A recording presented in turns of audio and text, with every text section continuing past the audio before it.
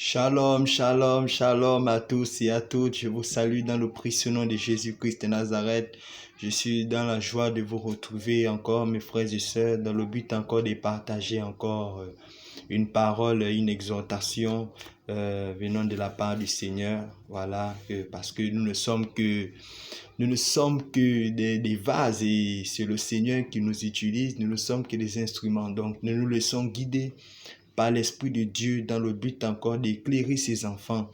Alors, mes frères bien-aimés, ce qui m'amène en ce jour devant vous, peuple de Dieu, c'est pour vous parler en fait, de quelque chose, d'un sujet que le Seigneur m'a donné ce matin. En fait, ce matin, je cherchais un sujet de prière. Je voulais prier, en fait. J'ai demandé au Seigneur de me dire, en fait, de m'orienter, de me donner un sujet pour lequel je dois prier. Amen. Et c'est comme ça que le Seigneur m'a donné, le Seigneur m'a dit de prier. Amen. Il m'a dit de prier. Il m'a donné des textes de référence. Il m'a donné Matthieu 24, verset 15 à 20. Amen. Il m'a donné la charge, en fait, d'intercéder pour ses enfants. Amen. Parce que ces enfants, en fait, sont en train d'aller en rébellion contre lui. Oui. Il m'a dit que ses enfants sont en rébellion contre lui. Pourquoi? Parce que les gouvernements sont en train de voter des lois abominables.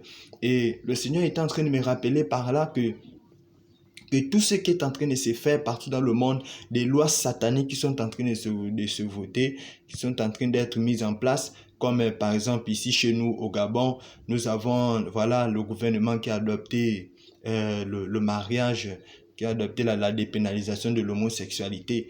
Et le Seigneur me rappelait qu'il avait bel et bien dit ces choses, que ces choses doivent arriver parce que ces choses sont des signes annonciateurs de son retour. Mais malheureusement, le peuple de Dieu qui est censé être au courant de ces choses, le peuple de Dieu est en train, en fait, de courir à la rébellion, est en train de courir, en fait, le peuple de Dieu est en train d'aller hors cadre de la volonté de Dieu. La volonté de Dieu n'est pas que nous prions contre l'homosexualité.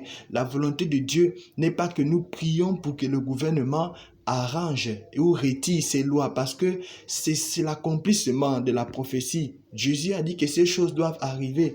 Et le Seigneur est en train de me dire ça. Il est en train de me dire, il m'a dit parce que je l'ai écrit ici, il m'a dit ça ici, il m'a dit que je te charge d'intercéder en faveur de mes enfants, qu'ils soient sensibles à mon langage, de peur qu'ils ne se rebellent contre moi sans le vouloir. Donc, c'était par rapport à ça. Il me disait que pourquoi? Parce que les gouvernements ont adopté ces lois. Ici au Gabon, par exemple, j'ai dit au Gabon, depuis que cette loi a été votée, la loi de la dépénalisation de l'homosexualité, les hommes de Dieu, les chrétiens, en fait, sont en train de faire des programmes de jeûne, des prières pour que ces lois-là, pour que ces lois soient retirées. Et le Seigneur m'a demandé de prier en faveur de ses enfants, en fait, parce qu'ils sont en train d'aller en rébellion contre lui. Pourquoi? Parce que lui, il avait dit que ces choses doivent arriver. Il avait dit que ces choses doivent arriver. Lui-même, il a dit que le ciel et la terre passeront, mais ma parole ne passera pas. C'est pour cela, bien aimé, j'aimerais partager avec vous ces passages bibliques dans le livre de Matthieu chapitre 24. Matthieu chapitre 24 du verset 33 à 34. La Bible déclare, de même quand vous verrez toutes ces choses, sachez que le Fils de l'homme est proche à la porte. Je vous le dis en vérité, cette génération ne passera point que tout cela n'arrive. Amen. Jésus l'a dit. Il a dit que cette génération ne passera pas sans que toutes ces abominations se soient accomplies. Il y a quelques jours passés, quelques semaines passées, le Seigneur nous avait donné la révélation que nous ne sommes pas encore allés jusqu'au fond, jusqu'au bout de ces abominations parce que l'Église doit voir les abominations. Nous, l'Église, avant que Jésus n'arrive, il faudrait d'abord que nous voyions tout ce qu'il a prophétisé dans le livre de Matthieu 24. Parce que nous sommes à l'accomplissement de la prophétie de Matthieu 24. Je sais que beaucoup de chrétiens s'en rendent compte. Je sais que beaucoup de chrétiens le savent. Mais qu'est-ce qu'il dit? Il dit, lorsque vous verrez l'abomination installée en lieu saint, que celui qui lit fasse attention.